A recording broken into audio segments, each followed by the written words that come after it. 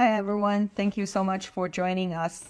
Trying to conceive, carrying a kid, giving birth, raising a child, all of these are really, really hard work. And then we see many parents, many mothers, differences from expanding bellies to carrying their child to tired eyes of sleepless night. However, many of us don't really talk about the mental effects of fertility. And one study showed that 122 women received fertility treatment found that they have that 40% of them experienced anxiety, depression, or both.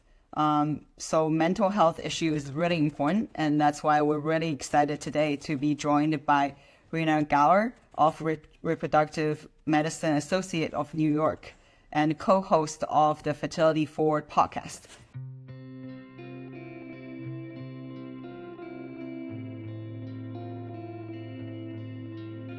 Oh, hi, Rena. How are you? Good. How are you? Thank you so much for Good. joining us. Thank you so much for having me. So excited to be here and that you're talking about such an important topic. Yes, yes. I was just about to introduce you. So Rena is a licensed clinical social worker and director of social work services at RMA, New York. And Rena's Instagram feed, Rena MG_fertility, has so many great tips about mental health and fertility. So we're just like super excited today to have Rena joining us. Well, I'm so excited to be here. And I just had you on our podcast, and it was one of the most exciting episodes I have done in a long time. I learned so much from you, and my little helper dog is here with me. Oh, I Um, love it. yeah, and after we spoke, I went through my kitchen and cleaned everything out and committed to many Life Factory and Stasher products. So I really think you should get a cut. Awesome, awesome, great. We just want to get all the good product out there so people can start detoxing. But Yes. today we're going to talk about mental health and fertility. So tell us, I mean, for people who don't know, tell us a little bit about your background and then why you decided to become a fertility specialist. Sure. So, like so many other women in this space, I got into my work because of my own experience trying to conceive. I went through about a 2-year journey to have my daughter, who is now 5.5, multiple IUIs, IVF, et cetera, et cetera. And after my experience, I think, again, just like so many other people, I felt that there was a big gap in the space. And those 2 years were some of the hardest of my life. And I just didn't want other people to feel that way. So that's kind of how I transitioned and pivoted into specializing in fertility, pregnancy, and postpartum. So how did you realize that, social work is a necessary part of the fertility treatment process?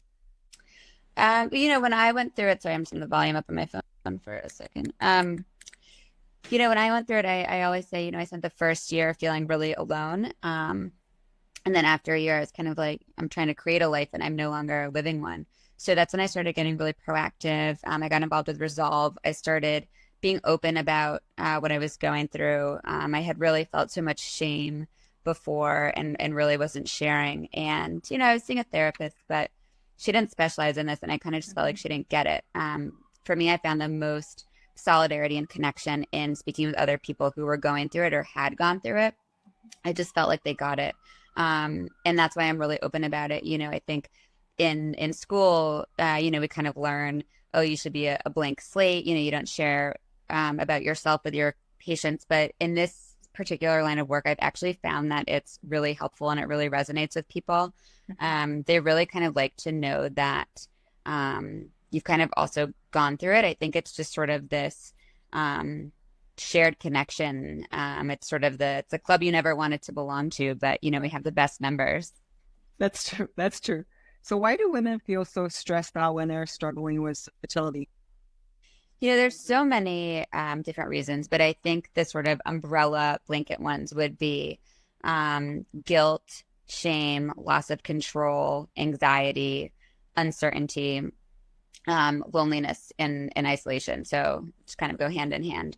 But, I think a lot of it is sort of this, loss of control. And especially in medicine, we can, kind of do everything the doctor says, we can dot all of our I's, cross all of our T's, and there's no guaranteed A+ or gold star at the end, right? It's kind of just up to our body and sort of the universe.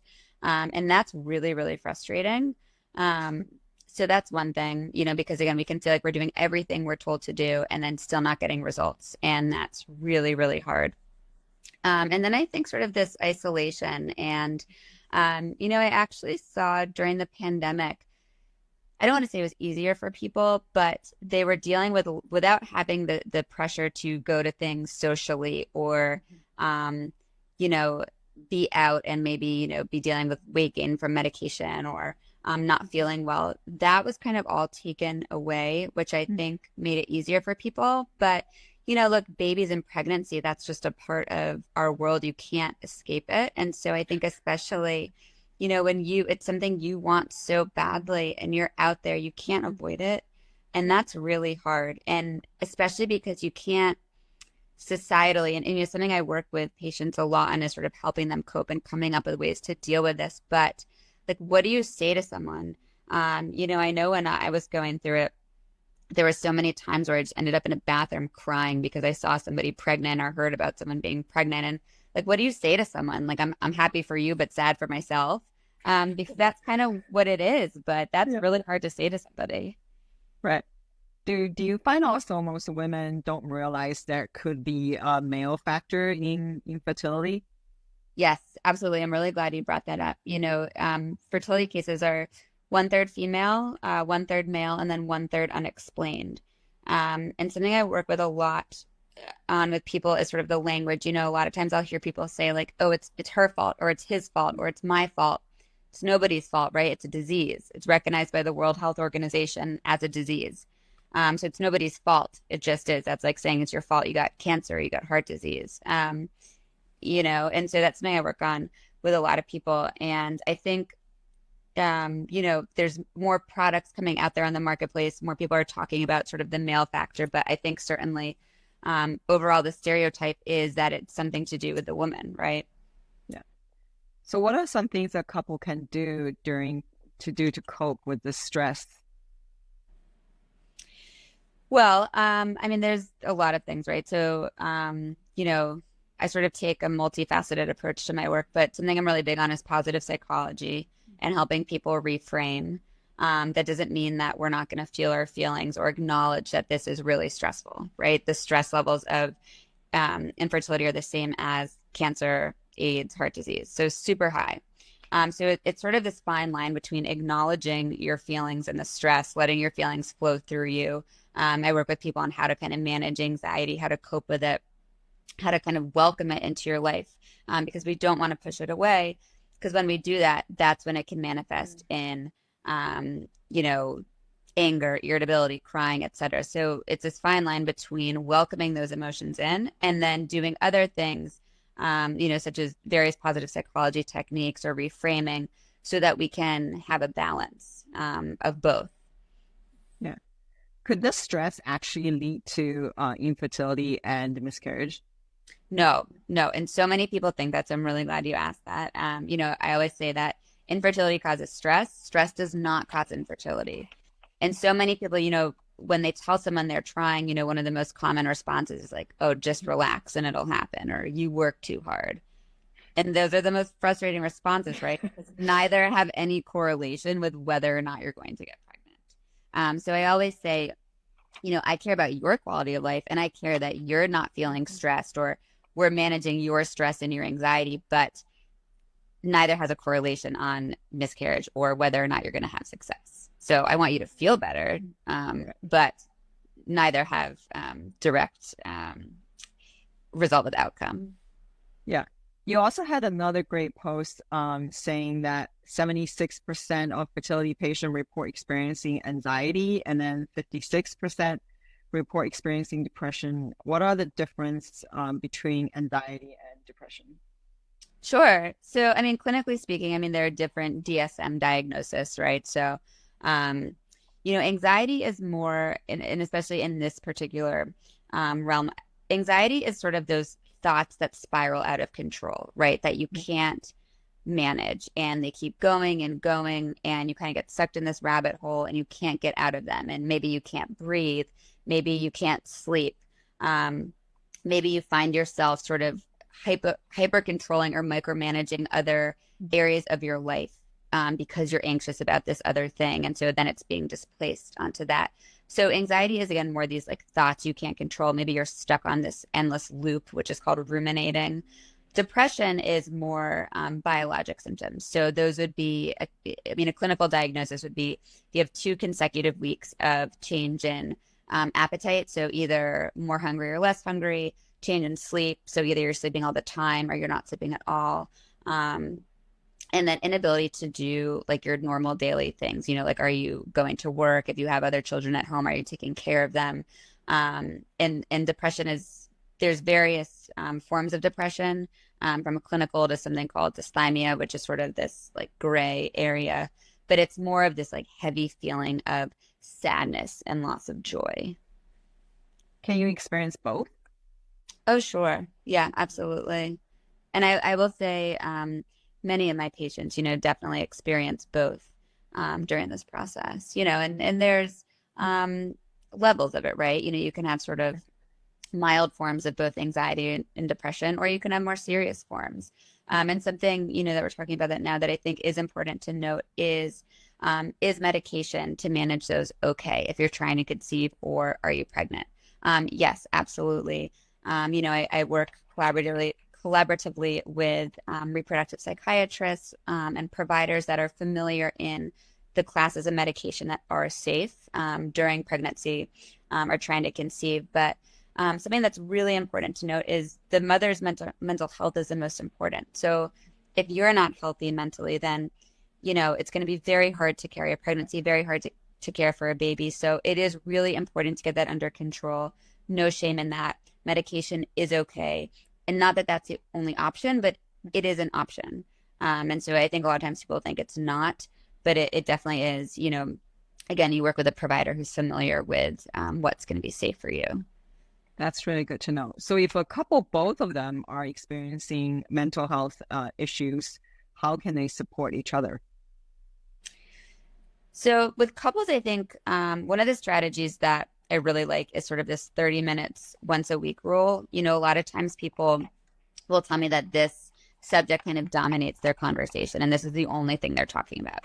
So I always say, okay, let's work on dialing it back, because obviously, as this subject matter, it's stressful, can be sad, it can be all sorts of negative emotions, and you don't want to associate only negative emotions with your partner. So I like to sort of have a once a week 30-minute kind of meeting where you come to the table, have an agenda. That's your time to talk about it. And then other than that, you really shouldn't be talking about it at all. I think really both checking in with yourself to figure out what you need in terms of support, and telling your partner that, and then also asking your partner, what do you need from me? Mm-hmm. And keeping in mind that, sometimes what you need in terms of support can vary, even on an hourly basis. But it's really important to check in with yourself and your partner and communicate what you need in terms of support. And then also really building out your village, right? Because one person cannot be everything to you. Your partner cannot be your doctor, your therapist, your friend, your mom, your sister. And so if you put all that on one person, then ultimately they're going to fail. So it is really, really important to build out that village, have other supports, whether it's friends, a therapist, a support group, whomever that may be, so that you have other people to put this on who can hold space for you, so that then your partner can hold space for other things. That makes a lot of sense. Is there anything a person should not do if they're trying to avoid, depression, anxiety symptoms during such a stressful time? Well, I don't know that you can avoid the symptoms, right? They kind of come or they don't. But I think what's really important is to check in with yourself, and again, not be ashamed. If you think about it, look, there's already such a stigma about mental health in our society, right? We're already working to change the stigma around mental health. Then we also have such a stigma around infertility. What a double whammy. And so I think it's accepting that. Something that I think is really important for people to acknowledge is that this is situational. It's temporary. This doesn't mean that this is who you're going to be for the rest of your life, right? This is who you are right now. And you might need different things than you did in the past. And again, it's not forever, but it really is, I think, taking mindful time and space to figure out who am I now and what do I need so that I can navigate this, so that I can get through this, and sort of, and really give yourself grace and space. Yeah. So even after pregnancy, after IVF, after pregnancy, there's still the postpartum. I know we also know like postpartum depression is real. And so what can parents do to cope with postpartum to limit, stress, anxiety, and depression?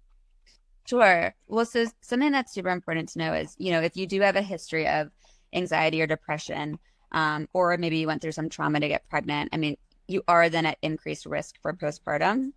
So that's number one. And I always say that it's really, if you can, get in touch with a provider before giving birth. So you have someone that you've already made contact with as a therapist or a psychiatrist, so that you have these supports in place. And maybe you need them, maybe you don't. But I think that's really important. Lack of sleep is the number one trigger for postpartum. Obviously, if you have a new baby, it's really hard to get good sleep. But figuring out, putting supports in place, speaking up on your need for that, that's really important. And then again, I think really, I see a trend in that people that go through fertility treatment to conceive often have this kind of notion that they are then not allowed to complain. That, okay, I tried so hard to conceive and everyone knew that I was trying so hard. It was the only thing that I wanted. And now I just need to be grateful and I need to be happy and I can't complain. And no, having a baby is really, really hard. And you have every right, just as anybody else, to complain and say it's exhausting or that it's annoying or that you're tired. And so I think it's giving yourself that space too. You don't have to be a martyr. Right. And so I think that's something, a lot of people again sort of struggle with, feeling like, well, this is everything I wanted. So how, why is it not perfect? I shouldn't complain. And that's okay. You're entitled to a break. You don't need to be with the baby 24/7, nor should you. That's not healthy. That's what I think, right. But wow, these are such great information. So you're also an author. I know you have a book called Fertility 101, a quick and concise guide to the club you never wanted to join, which is available on Amazon and in paperback or Kindle. So tell us a little bit, what's this book about? Well, for volume 2, I'm going to shorten the title, that is for sure. But that was my pandemic project. I wrote it every night during the pandemic. During the lockdown, there was something to do. So instead of binge watching Tiger King, I was working on this book. It kind of was, I felt like I was having the same conversation over and over again with people. And I'm all about efficiency. And I felt like that was just so inefficient. So I wanted to just sort of reach a broader audience. So it really is sort of this conversation that I had with literally over 1,000 people. So I kind of break it down into sort of different subsections of what you might be going through or experiencing. And then there's a lot of different mindfulness and meditation techniques in there, and then a little sample journal. So, my hope is that it's like very user-friendly, easy guide, both for anyone going through treatment as well as friends or family, so that they can have a better understanding of what you may be going through. I also feel that people need to start reading this before they even get into treatment, so they can line up getting all your tips and lining up all these support systems. So when they're actually in a situation, they'll be ready and they have their village built already for them. Listen, in my ideal world, okay, people go into treatment having read the book and with a therapist, because I think that will just make the experience so much different. I hate, most people come to me sort of months in and say, oh, I wish I'd known about you sooner or whatever. And that's just such a shame, I think, again, I got into this and so many other women got into this work because they wanted to make a change. They didn't want people to experience what they went through. So, one of the things I love about this work is meeting people like you who are trying to make a change. And so I think the more we raise our voices, the more we talk about this, the more we can sort of change the field and hopefully help people have a better experience. Absolutely. We're going to have to list up your book on our website. I don't Oh my God. yet, but it's going to be on. But now tell us about the Fertility Forward podcast. Well, anyone can listen to our amazing episode with Jenna, where again I learned so much. That was one of the best episodes, I will say. My co-host Dara and Dara, I know, also did an Instagram live with you. Dara is an amazing nutritionist and dietitian. Absolutely. And we both had such a blast recording with you. But, we interview lots of different people in the space, from doctors to, people like you that have founded a company that pertains to this space, to patients who want to share stories. And so our goal is really just to educate and inspire and share, reputable information sort of across the gamut in the fertility space. So how can someone work with you? Well, I have my own practice, and there's info, I guess, on my Instagram. People can reach out that way, or they can get my book, and sort of that's what we would be talking about. Listen to the podcast, all sorts of ways. Wonderful. So thank you so much, Rena. So everyone, thank you so much for joining us today. And make sure you follow Rena at RenaMG_fertility. And you can also follow RMA at RMA of New York. And also check out the Fertility Forward podcast. The handle is fertility_forward. And we'll also have all the info in the LinkedIn bio. So thank you so much, Rena. This is so much fun. Oh, thank you, Jenna. It's so good to talk to you. And yeah, everyone listen to our episode with Jenna, because I learned so much, and I continue to purchase environmentally friendly products. And I think way more mindfully about what I'm putting in my body. So thank you, Jenna, for your product and educating. And it's such a pleasure to know you. Thank you. Talk to you soon. All right. Bye. Bye.